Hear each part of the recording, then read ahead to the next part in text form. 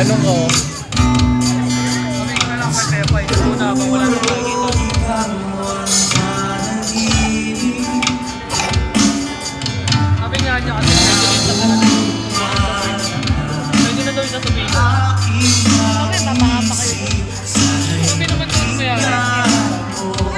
Sabi niya. Hindi naman ito baba.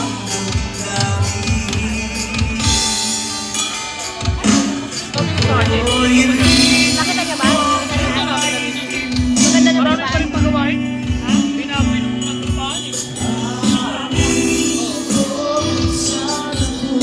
Pero third floor talaga. May CR sa taas.